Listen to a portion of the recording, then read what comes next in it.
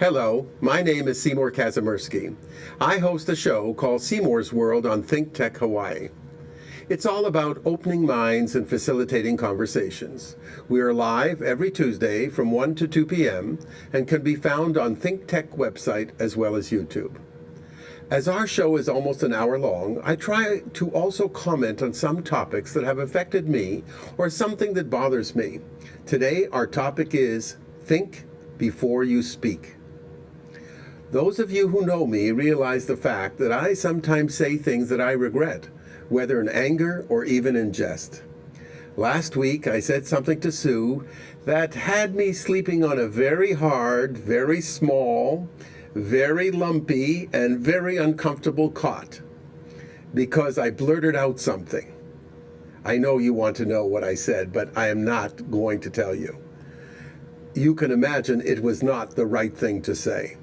So I said to myself, Seymour, when are you going to learn? Think before you speak.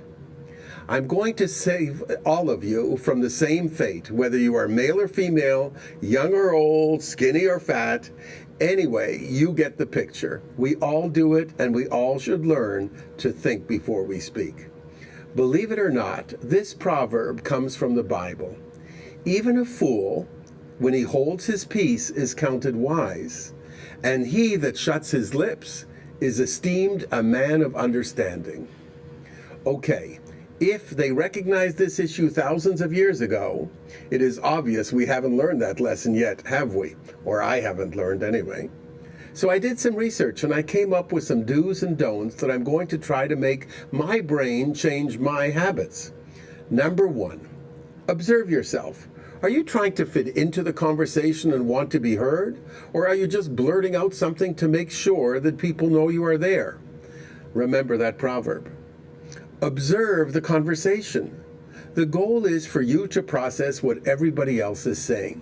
Listen carefully, so what you have to say is pertinent, or don't say anything at all.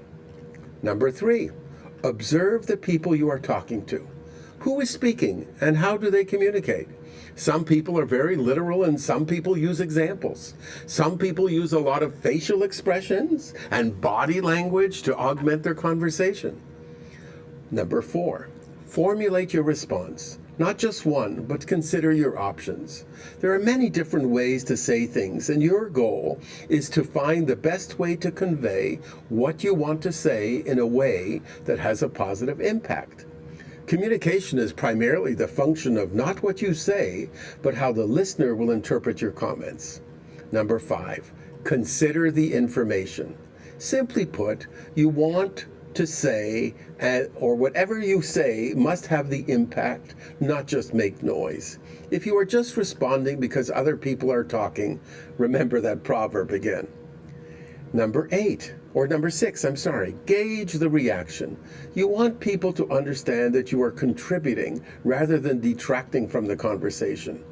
Creating a negative atmosphere will guarantee failure in communication. How you say it is, in many ways, as important as what you say.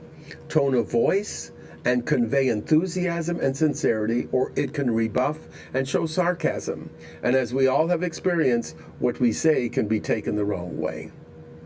Number 7, communicate. There's no perfect way, but you must realize that taking a few seconds to formulate what you say is the best method of response. If you don't know what you are talking about, don't try to be convincing.